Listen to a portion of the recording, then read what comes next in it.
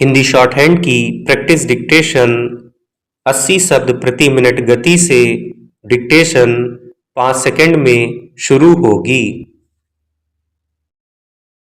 Start.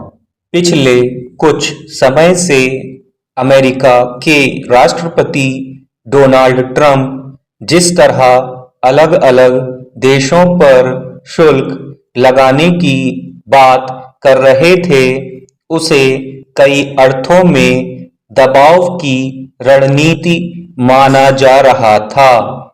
मगर इस मसले पर अब उन्होंने जिस तरह के फैसले लेने शुरू कर दिए हैं, उससे साफ है कि मनमाने तरीके से शुल्क लगाने के फैसले का इस्तेमाल किसी देश की नीति को प्रभावित करने के लिए एक औजार के तौर पर किया जा रहा है।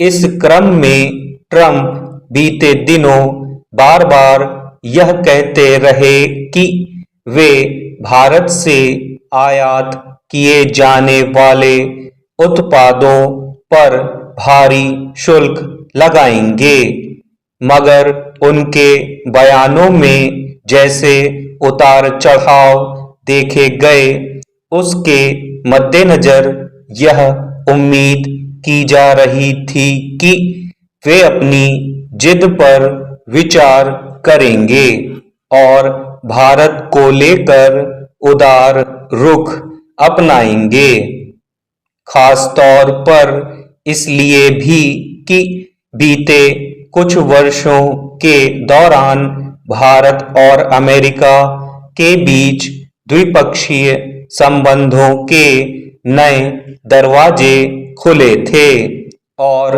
थोड़ी सक्रियता बढ़ी थी। गौरतलब है कि व्यापार वार्ता के संदर्भ में अमेरिका और भारत के बीच जारी बातचीत में कुछ गतिरोध के संकेत सामने आने के बाद डोनाल्ड ट्रंप ने भारत से आयात की जाने वाली वस्तुओं पर 1 अगस्त से 25% शुल्क और रूस से तेल खरीदने पर जुर्माना लगाने की घोषणा कर दी। हालांकि यह कोई अचानक हुआ फैसला नहीं लगता है और ट्रंप ने इस बार सत्ता में आने के बाद से ही आयात पर शुल्क लगाने की घोषणाओं पर कुछ जगहों पर अमल करना शुरू कर दिया है। मसलन कनाडा पर ट्रंप ने 35% शुल्क लगाने की घोषणा कर दी थी, जबकि उस समय व्यापार वार्ता जारी थी और एक समझौता होने की उम्मीद थी। भारत पर भी 25% शुल्क तब लगाने की बात कही गई जब अमेरिका के साथ द्विपक्षीय अंतरिम व्यापार समझौते को लेकर अंतिम दौर की कोशिशें जारी थी।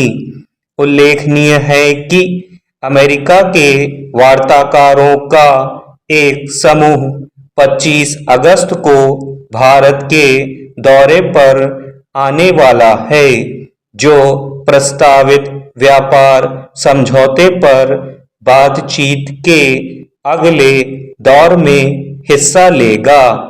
सवाल है कि व्यापार वार्ता के प्रयास जारी रहने और उसके निष्कर्ष तक पहुंचने से पहले ही अमेरिकी राष्ट्रपति को शुल्क लगाने की घोषणा करने की जल्दबाजी करने की जरूरत क्यों लगी?